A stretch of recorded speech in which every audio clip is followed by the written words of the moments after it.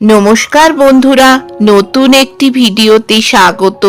আজকের ভিডিওতে জানতে চলেছি 2026 সালের শেষ সূর্যগ্রহণ কবে ঘটতে চলেছে এবং এর সম্বন্ধিত সমস্ত তথ্য। চলুন শুরু করা যাক ভিডিওটি। সূর্যগ্রহণ শুধু একটি জ্যোতির্বৈজ্ঞানিক ঘটনা নয়, হিন্দু ধর্ম ও জ্যোতিষশাস্ত্রে এর বিশেষ গুরুত্ব রয়েছে। বছরে 4টে সূর্য ও চন্দ্রগ্রহণ হয়ে থাকে। চলতি বছরের প্রথম সূর্যগ্রহণ ইতিমধ্যে হয়ে গেছে, এবার অপেক্ষা দ্বিতীয় সূর্যগ্রহণের। এই বছরের আগস্ট মাস খুবই বিশেষ হতে চলেছে। এই আগস্টের 12 তারিখ এক অদ্ভুত ভৌগোলিক ঘটনা ঘটতে চলেছে। এই দিন বছরের দ্বিতীয় ও শেষ পূর্ণগ্রাস সূর্যগ্রহণ হতে চলেছে।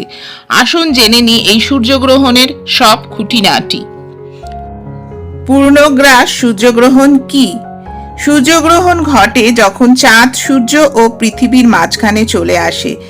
যখন চাঁদ সূর্যকে সম্পূর্ণরূপে ঢেকে ফেলে এবং সাময়িকভাবে দিনের আলো অন্ধকার করে দেয়, তখন তাকে পূর্ণগ্রাস সূর্যগ্রহণ বলা হয়। এই সময় সূর্যের চারপাশে একটি উজ্জ্বল বলয় দেখা যায়, যা এক জাদুকরী দৃশ্যের সৃষ্টি করে। এখন সবচেয়ে বড় প্রশ্ন হলো, ভারতে বসবাসকারী মানুষ এটি কি দেখতে পাবেন? উত্তর হলো না, এই সূর্যগ্রহণ ভারতের কোথাও দেখা যাবে না। এটি প্রধানত ইউরোপ, গ্রিনল্যান্ড, আইসল্যান্ড, আন্টার্কটিকার কিছু অংশে দেখা যাবে। আসুন জেনে নিই কখন হবে এই সূর্যগ্রহণ। ভারতীয় সময় অনুসারে এই সূর্যগ্রহণ শুরু হবে 12ই আগস্ট রাত 9টা 4 মিনিটে। সূর্যগ্রহণ শেষ হবে 13ই আগস্ট ভোর 4টে 25 মিনিটে, অর্থাৎ প্রায় 6.5 ঘন্টা স্থায়ী হবে এই গ্রহণ।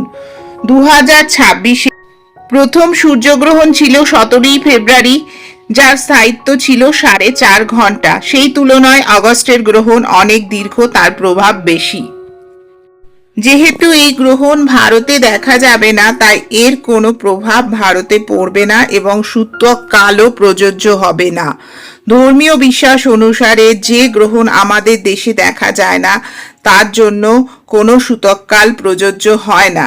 তাই ভারতের মানুষ কোনো দুশ্চিন্তা ছাড়াই স্বাভাবিকভাবে তাদের দৈনন্দিন জীবনযাপন করতে পারবেন, ধর্মীয় আচার অনুষ্ঠান পালন করতে পারবেন।